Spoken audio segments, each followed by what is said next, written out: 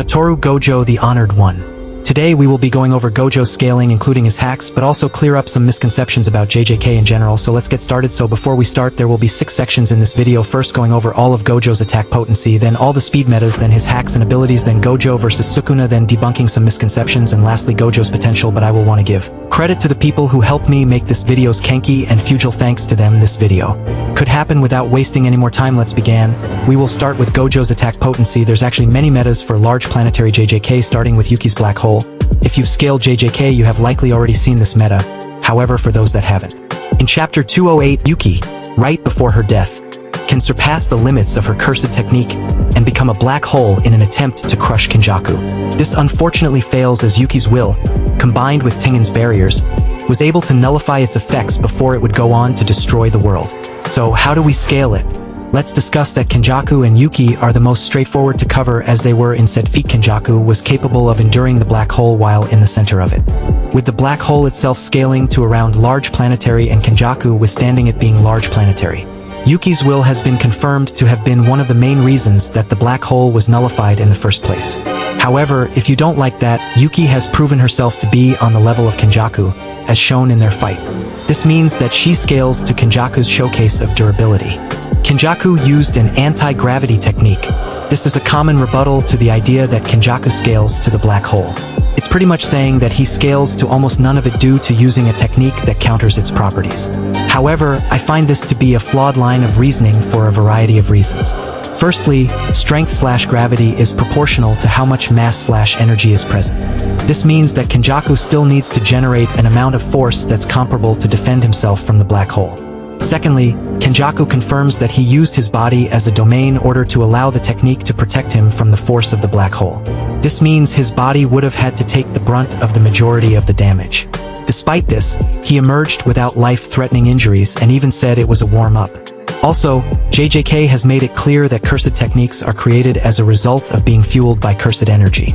Cursed energy in JJK is referred to as energy, which is capable of doing things that real-life energy can. So essentially, Kenjaku was capable of generating energy in order to defend himself against the black hole's energy, proving that he does, in fact, scale to some of its energy at the very least. Let's talk about other debunks people try to use. Claim 1. Yuki didn't create a black hole. This clearly is wrong, as the author makes it clear by directly explaining what a black hole is and having Yuki list out some things her black hole does. If Yuki couldn't create a black hole, the author and he wouldn't go out of their way to explain how it's a black hole in detail. Claim 2. Yuki used it as a suicide attack. While this is true, it doesn't take away from Kenjaku or Yuki's scaling to the black hole. They may not scale to the entire black hole, but they do have scaling to it, as evidenced by Kenjaku withstanding it. Claim 3. Yuki's CT has a limit, or she'd one-shot anyone. Yuki's CT has never been stated to have a limit. It's only stated that the mass that she adds to herself will eventually reach a point where it can harm her. Claim 4. Yuki made a binding vow. Nowhere is it stated that the black hole was a death-binding vow. In fact, she says that it occurs when she accumulates too much mass on her body, meaning this is likely a function of her CT being pushed over its limit and going out of control. Claim 5. If Yuki scaled to the black hole, why use it? 1.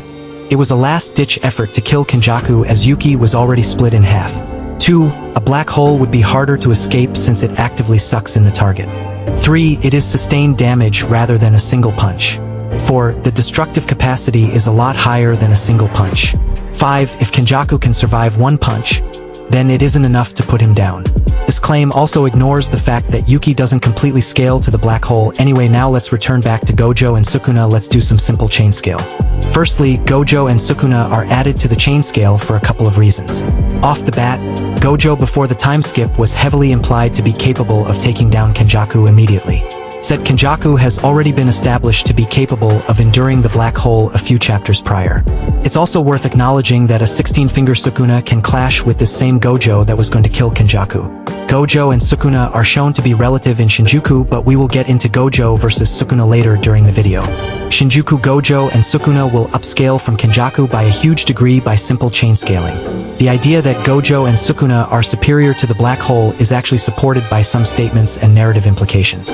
For example, Sukuna's curse techniques are stated to have power that is naturally on another level even among cursed techniques with special properties, which would be backed up by Fuga being stated to be Sukuna's ultimate secret technique. This would include the black hole that Yuki created, as the black hole itself is a special property that comes with Star Rage, aka Yuki's curse technique. Before you say, that technique was only used once, and it's not something that can be considered part of Yuki's arsenal because of the way that black hole was generated, there's an easy debunk to that argument. Yuki's curse technique is Star Rage. She adds virtual mass to herself, making her blows more devastating. This basic F equals ma stuff. The more mass she adds, the more force behind her blows. Eventually, Yuki adds so much mass to her body that her sheer density results in a black hole. Like the manga says, in terms of density, imagine the Earth shrunk to a diameter of 2 centimeters. The key word here is curse technique. Star Rage, like any ability in JJK, is a cursed technique. As Gojo explains in the early chapters of the manga, a curse technique is essentially an electronic device powered by cursed energy. Yuki's black hole is a result of her cursed technique converting cursed energy into virtual mass. The JJK character guide just directly states that Limitless is the strongest curse technique in the series. So, Limitless is stronger than Star Rage. This is backed up in the anime and manga. During the Hidden Inventory arc, Gojo encounters a curse user who can clone himself, remarking, "You've got quite the technique. Then why are you so weak?" In Gojo's mind, the strength of your technique should correlate to the strength of the sorcerer and vice versa. This is relevant because even during the Hidden Inventory arc, Gojo is referred to as the strongest across the manga, anime, and even outside material like the video games. All pre-awakening as well, it's extremely consistent. Limitless being the strongest curse technique gets another very direct statement in the final arc.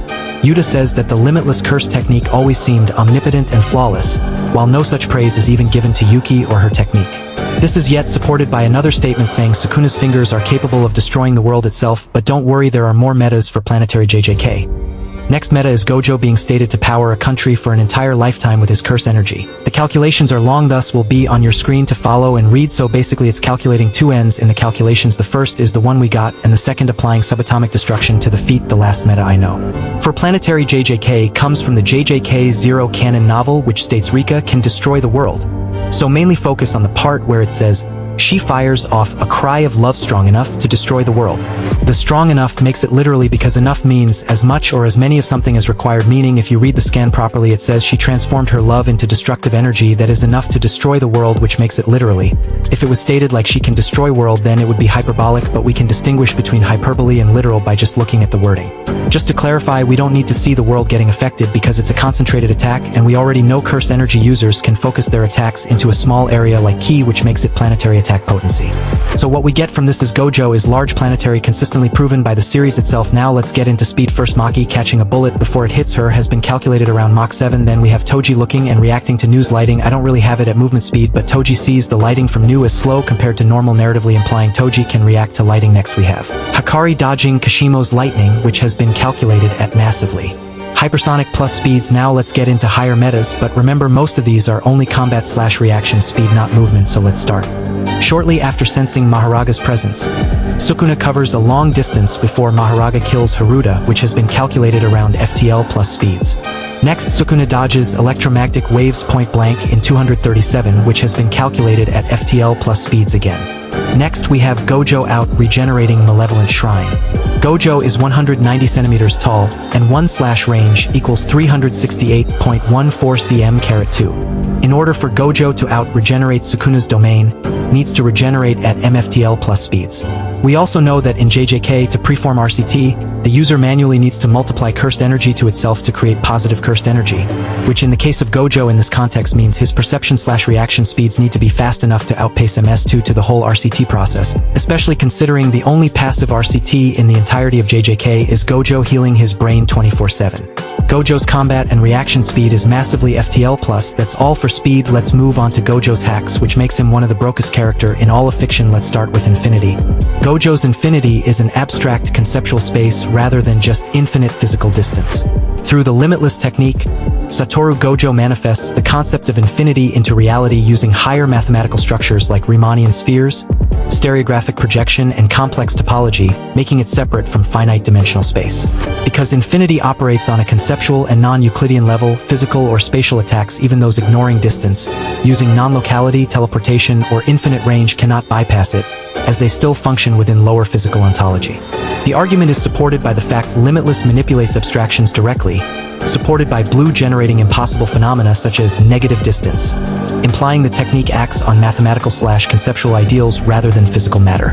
This also explains why curses and conceptual abilities fail to bypass infinity. Sukuna bypassing infinity is interpreted not as overcoming distance, but as cutting through existence/world space itself, attacking the larger framework containing infinity rather than infinity directly. Additionally, Gojo is said to manipulate perception and targeting so opponents cannot accurately interact with his true position. While examples like Ganesha's failed conceptual targeting suggest infinity can even negate conceptual lock-on or dimensional interaction.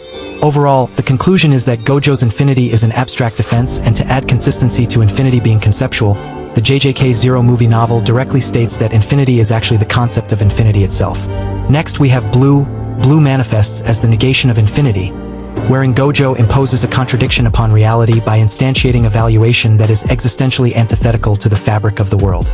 This ontological contradiction enforces a necessary recalibration of reality, wherein the very framework of existence is subordinated to the imperative of resolving its own negation. Consequently, any resistance is rendered meaningless not due to conventional notions of speed, attack potency, or physical force, but because the very nature of space as an ontological construct demands an inevitable correction, forcing reality to resolve the contradiction to maintain its own logical coherence. In logical form, where P is negative and Q is reality, Q needs to be in convergence until it fulfills P. Infinity is inherently conceptual, meaning the effect is conceptual on top of already being ontological. Gojo can even use this ability within others to make their ontology implode within themselves. This is a pretty busted hacks. Granting Gojo ontological property manipulation on a Type 2 level as Gojo is removing the essence that is the necessity of their existence. However, the downside is poor range, but it makes up as Gojo can teleport with the same blue as well. Then we have red. Red is essentially the opposite as blue but still has the same hack stuff that blue would have. It's also stated to output 2 times more energy than blue, so as the divergence of infinity it should be computable, but that's about it. Then we have hollow purple, which basically summons an imaginary mass which can erase anything on its path. Hollow purple will erase everything on its path as long as its parameters aren't what it is, which is positive, until it's negative, therefore qualifying it as existence eraser. It's also the convergence and divergence of an infinite series coming together to create an imaginary mass which infinitely pushes and repels you at the same time, meaning it literally just decimates literally any mass it touches, so it's also subatomic destruction/erasure. Then we have unlimited void. Unlimited void fills a target with infinite information, repeating every action an infinite amount of times, which silently leads you to a death from the information overload. An example is given. Let's say Jogo once saw a drink in his life. First, Jogo would have to first comprehend the word D an infinite amount of times, then R an infinite amount of times, then I an infinite amount of times, then N an infinite amount of times, and then K an infinite amount of times. It's stated to be the interior of infinity, which means its definition isn't it very vast or a hyperbolic term. It's literally the mathematical definition, as infinity deals with infinite sets. It also affects souls, meaning even if you can resist the information aspect, you still have to resist infinite info hurled onto your metaphysical essence of existence on an layered, more ontological extent. Because Yagami was able to create an exact replica of Toji and his abilities by downloading his physical information, but due to the danger Toji omits if his soul was intact as well, she was careful with downloading Toji's soul information. Similarly, Yaga learns that souls can be recreated via physical information. Since a repository of information is utilized to fashion soul and matter, it means everything in JJK has informational exodus. This would mean the soul and body in JJK is more layered, as it encompasses a more fundamental substrate of existence, and whatever. Then we have his 6 eyes.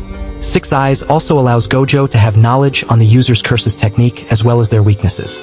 And a CT encompasses conceptual existences, meaning it should logically give Gojo the capability to assess a user in crossverse even if they don't have a CT.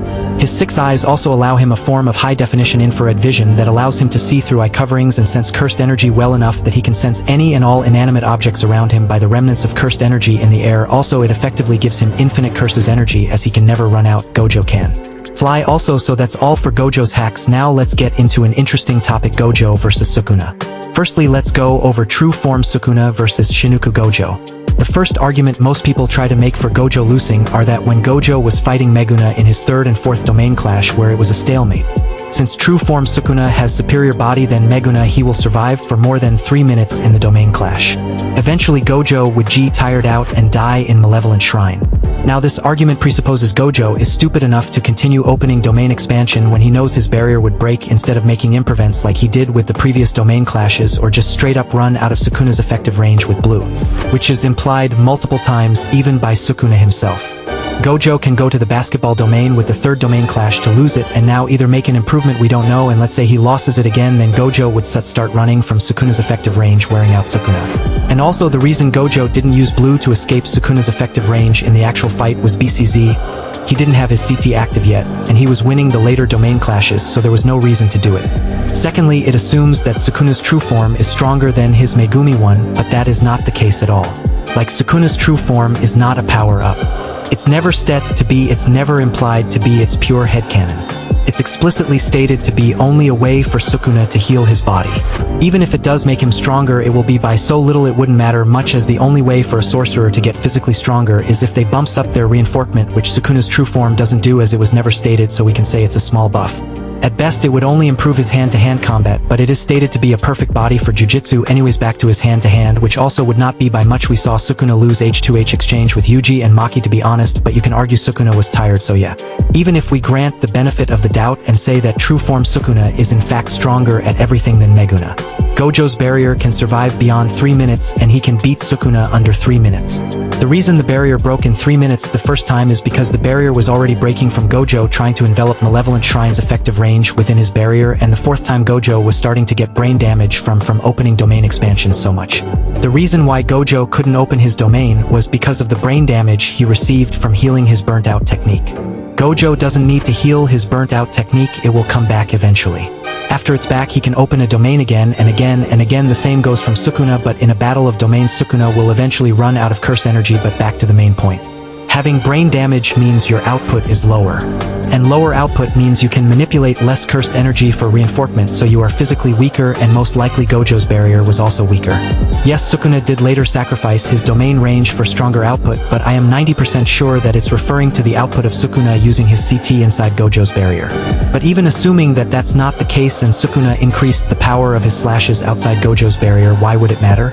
A later weaker barrier tanking that same domain was also able to withstand that domain for 3 minutes.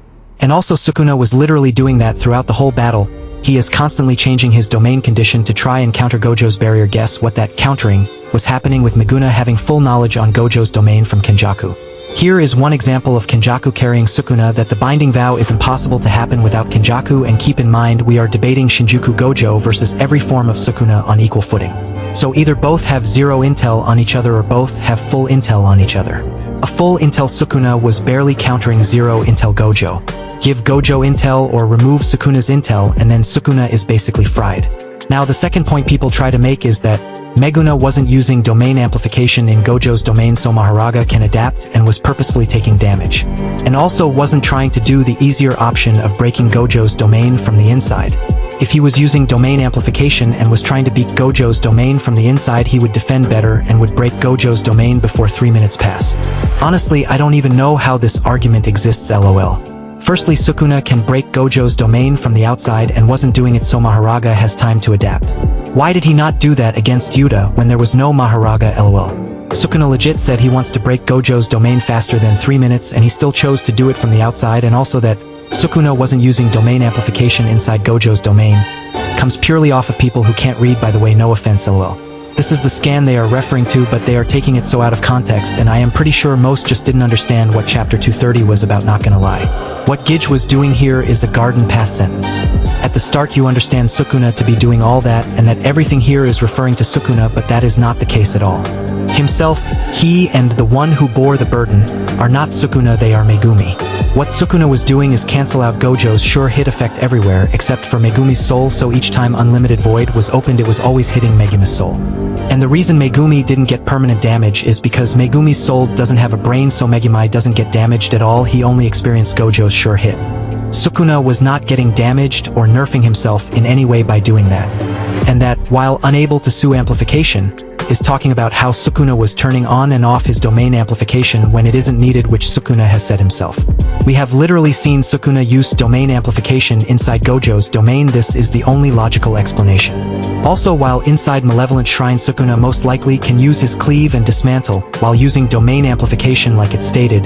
In a domain, it's a whole new ball game. So yes, Sukuna wasn't holding back against Gojo in any way.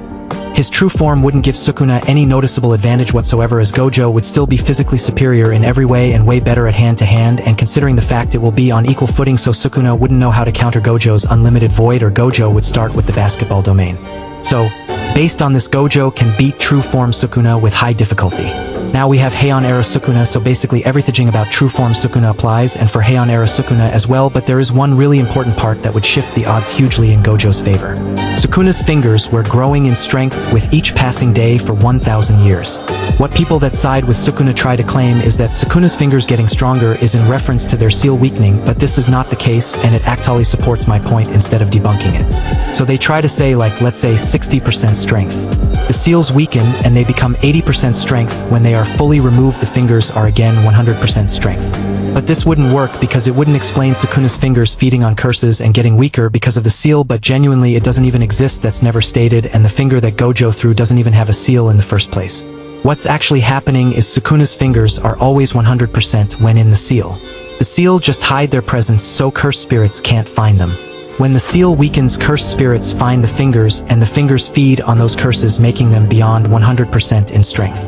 So Heian era Sukuna is 1,000 years weaker than the Meguna that fought Gojo. Now we don't know what exactly got stronger, but let's say everything, by the way, it's my opinion, you can argue it's physicals only. This means that Sukuna's Malevolent Shrine also got stronger output, Sukuna himself got stronger output, etc.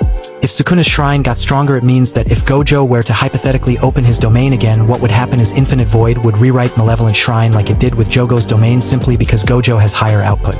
But even if we say they will clash, that Sukuna would still be weaker than the one that fought Gojo, so it will be just an easier true form Sukuna fight. The only way for Heian era Sukuna to win is if his weapons are some godly one-tap type of weapon, but I doubt that heavily. Honestly, even if we add Uram and Kenjaku, I still believe Gojo would win, as Gojo, after getting unsealed, one-tapped Uram and could have blitzed Kenjaku and one-tap him too. So overall, assuming they don't clash, Gojo can beat Heian era Sukuna low difficulty. Assuming they do clash, Gojo can beat Heian era Sukuna mid difficulty. Now Gojo versus Meguna. Firstly, Gojo decimates Meguna in physical and hand-to-hand combat. Gojo winning a battle exchange with Sukuna while having 0 CT in use, and Sukuna has the passive domain buff.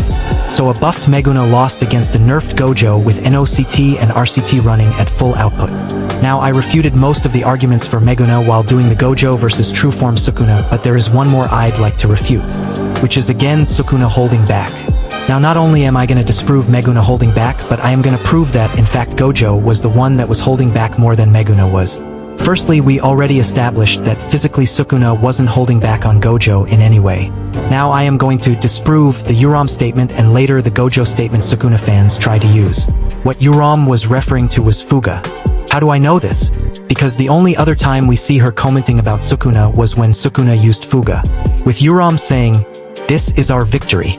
So it's blatantly obvious it's referring to that, and it's literally later stated that Sukuna could not use that against Gojo. Gojo wouldn't give him a chance to do so, and that's assuming it would bypass infinity, which it can't, not to mention that's presupposing Gojo won't beat Sukuna up before he finishes the hand signs for Fuga. Now we have true statements supposedly saying Gojo admitted Sukuna is stronger, but the first statement is already a possibility shown by the kanji itself, so this can be dismissed via an potential assertion on what he thinks. It's not a definitive statement. Let's not forget Gojo has no idea about Sukuna. Without the 10 shadows, he only fought Sukuna in Megumi's body. Then the second statement blatantly states Sukuna is stronger, but the semantics matters. I believe all Gojo is doing is acknowledging Sukuna killing him and outsmarting him. I can be way stronger than someone, then be beaten by someone smarter. I can still call them stronger than me, as Sukuna used Maharaga, has a blueprint to bypass infinity, which Gojo mostly knows. Now to prove that it was in fact Gojo, the one that was holding back.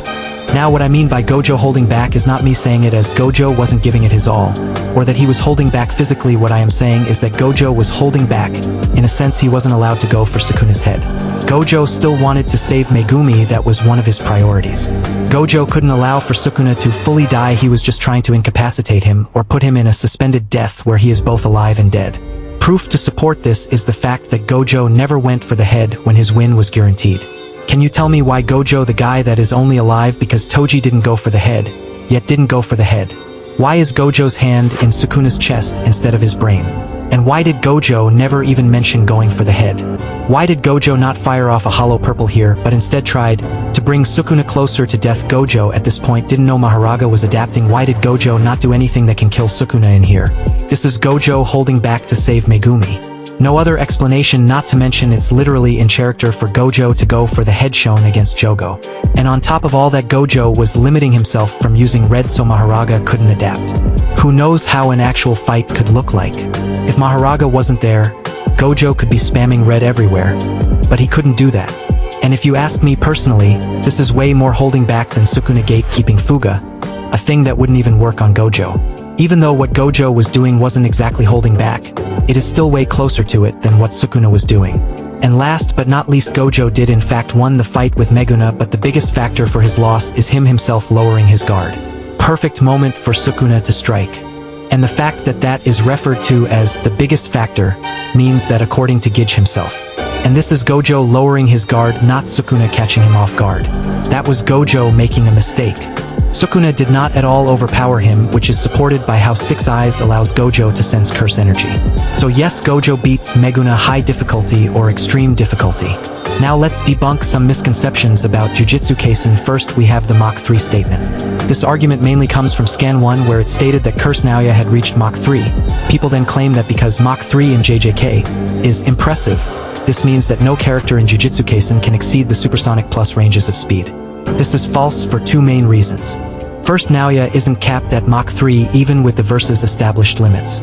Piercing Blood has been calculated to move at around Mach 1.568. This is important because we know that Yuji can dodge the Piercing Blood, and we clearly see that Choso can fight on par with Yuji and contend with him in speed as shown in the second scan. This would bare minimum make Choso Mach 1.568 when not accounting for any pixel scaling or time frames that can amp the feat drastically. In the third scan, we can see that human Naoya is able to blitz Yuji and Choso at the same time, using the average time frame required to blitz someone, which would require a 2x speed difference. This would make Naoya at bare minimum Mach 3.1, which already puts human Naoya at the supposed Mach 3 level Curse Naoya. In the fourth scan, we see that Maki is able to keep up in pace with human Naoya.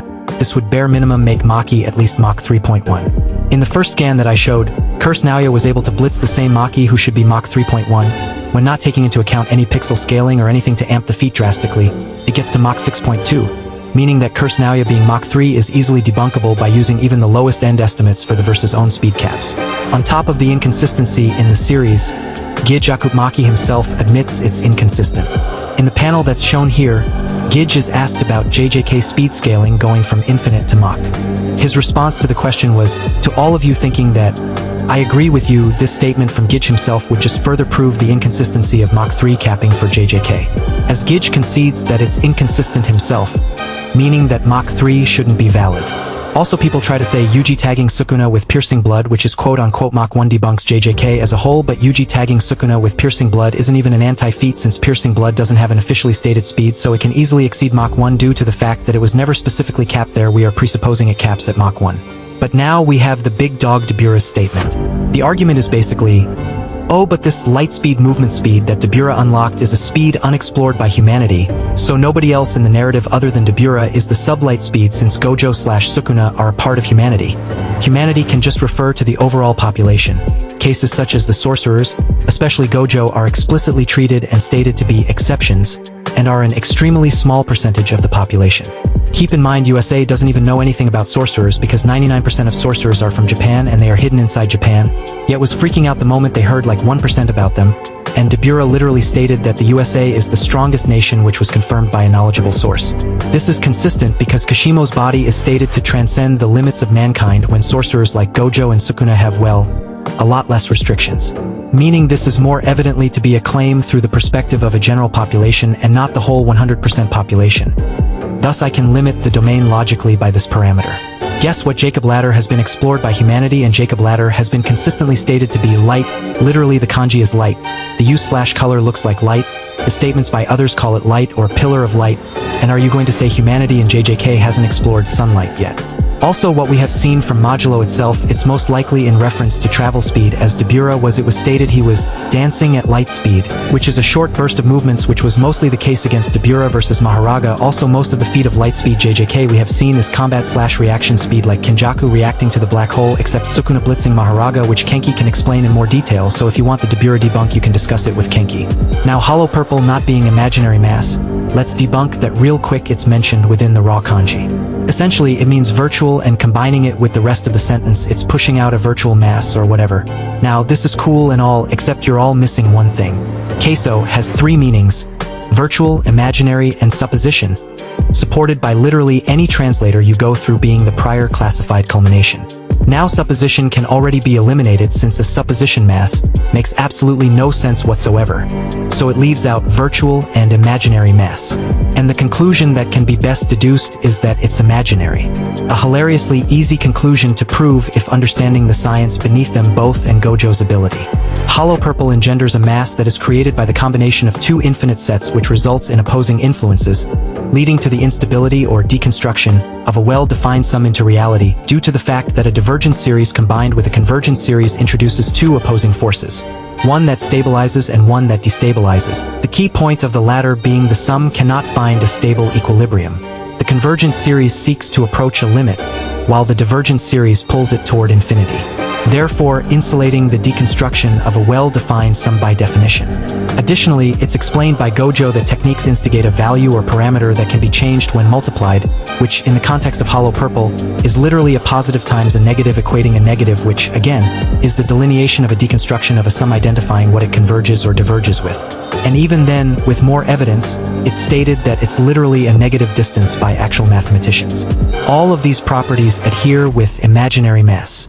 For 1, it incorporates a negative parameter, and for 2, it incorporates an unstable mass.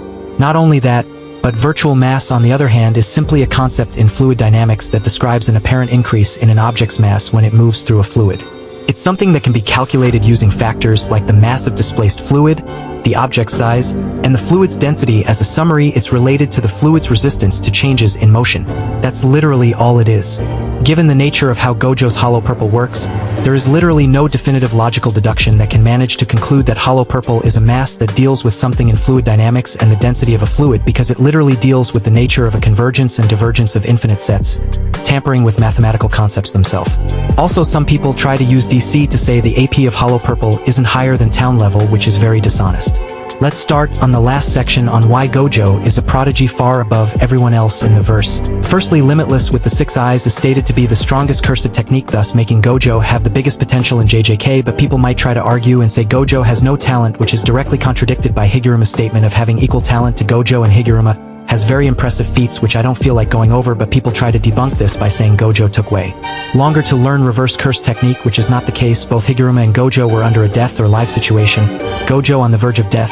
Higuruma would have died, but Gojo also was slacking off in his teen days. He believed Geto and himself were the strongest. He had no reason to learn RCT. Also, Shoko is a bad teacher, so we can't really use her. Gij quite literally states Gojo can do anything he tries. We are talking about a guy who learned an anti-domain technique and mastered it. As a kid, saw Mahito's 0.2-second domain and copied it flawlessly, not to mention used simple domain without any prior practice, so full potential Gojo theoretically can use RCT on others to heal the soul itself and himself.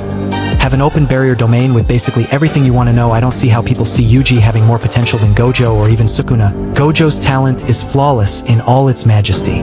Also, I believe there's a misconceptions about Gojo not being able to get stronger, which is clearly false, as Gojo right after getting unsealed was going for a bloodlust blow at Kenjaku at full power and speed, but a 16-finger Sukuna intercepted and blocked it with no injuries quite easily. Now, after the training arc, Gojo absolutely destroyed 20-finger Sukuna, as we already discussed, so it makes no sense for Gojo not to get stronger during the training arc.